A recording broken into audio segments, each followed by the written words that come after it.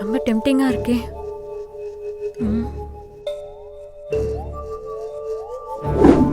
ரதி, என்ன இந்த செல்போனால படிக்க மனசே வரமாட்டேங்குது இல்ல? படிப்பு தானே எப்பனாலும் படிச்சுக்கலாம், இப்ப சும்மா கொஞ்ச நேரம் பார்க்கலாம். செல்போனை எடுத்தாலே டைம் ஃபாஸ்டா வேஸ்டா ஓடிடுதே.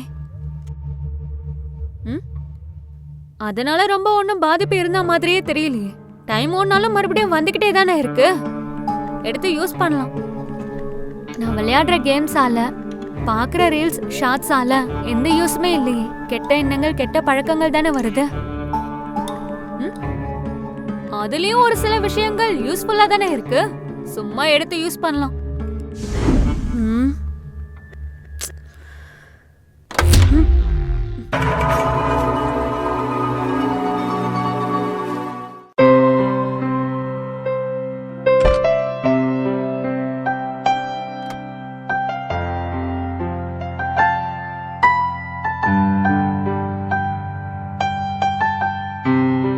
என்ன ரதி, நல்லா இருக்க?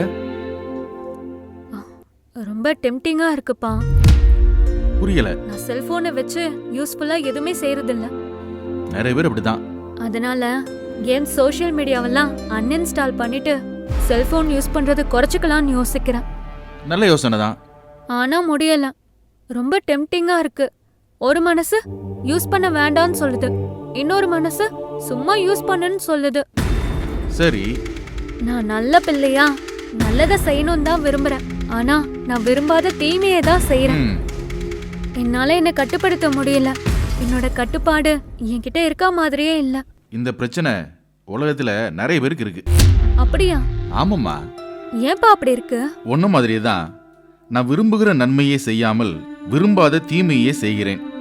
அந்தபடி நான் விரும்பாததை நான் செய்தால் நான் அல்ல, எனக்குள்ளே வாசமா இருக்கிற பாவமே அப்படி செய்கிறதுன்னு சென்ட் பால் எழுதியிருக்கிறாரு. கரெக்டா எழுதியிருக்காரு. அது எப்படிப்பா? ஒரே மனுஷனுடைய, அதாவது முதல் மனிதன் ஆதாமுடைய கீழ்ப்படியாமையினால அநேகர் பாவிகளாக்கப்பட்டது போலன்னு எழுதியிருக்கிறாரு. புரியலப்பா. அதாவது ஆதாம் தேவனுடைய கட்டளைக்கு கீழ்ப்படியாததால பிறக்கிற ஒவ்வொரு மனுஷரும் பாவத்துல பிறக்கிறோம், வளர்றோம். அப்படியா? ஆமாம்மா. அந்த பாவம்தான் இன்னைக்கு மனுஷங்களை கட்டுப்படுத்தி வச்சிருக்கு. நம்மள கட்டுப்படுத்த முடியல. நீங்க சொல்றது 100க்கு 100 கரெக்ட்டுப்பா. அதனாலதான் இன்னைக்கு உலகத்துல பாவம் பெருகிக்கிட்டு இருக்கு. Yes, really. இந்த பாவங்களோட நாம செத்துட்டா செத்த பிறகு நரகத்துக்கு போகணும். ஐயோ, அப்ப இதுல இருந்து வெளியே வர வழியே இல்லையா? இருக்கு. அத முதல்ல சொல்லுங்கப்பா. ஒரே மனுஷனுடைய கீழ்ப்படியாமையினாலே அநேகர் பாவிகளாக்கப்பட்டது போல ஒருவருடைய, அதாவது இயேசு கிறிஸ்துவுடைய கீழ்ப்படிதலினாலே அநேகர் நீதிமான்களாக்கப்படுவார்கள்னு சென்ட் பால் எழுதியிருக்கிறாரு. எப்படிப்பா?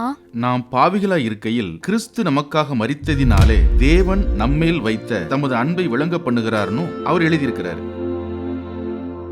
அதாவது இயேசு நம்முடைய பாவங்களை எல்லாம் ஏற்றுக்கொண்டு மரித்து உயிரோடு எழும்பி இன்னைக்கும் உயிரோடு இருக்கிறாரு. அதெல்லாம் சரிதான்ப்பா. இப்ப நான் என்ன செய்யணும்? நமக்காக மரித்த இயேசுவானவரை லவ் பண்ணா அவர் உனக்குள்ள வருவார். அவரோட வார்த்தைகள் அடங்கிய பைபிளை வாசிச்சு அதன்படி நடந்தா உன்னோட கண்ட்ரோல் இயேசுகிட்ட போயிரும்.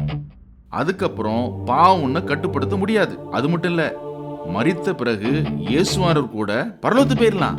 சூப்பர்ப்பா. இந்த உண்மையை கேட்கும் போதே எனக்கு உற்சாகமா இருக்கு. இப்பவே நான் இயேசுவானவரை லவ் பண்ண போறேன். பைபிளை ஒழுங்கா வாசிக்க போறேன். பாவத்தை வெளியே விரட்ட போறேன். சூப்பர்மா. என்னம்மா மறுபடியும் செல் எடுத்துட்ட? கேம்ஸ், சோஷியல் மீடியாவெல்லாம் அன்இன்ஸ்டால் பண்ண போறேன். ஓகே.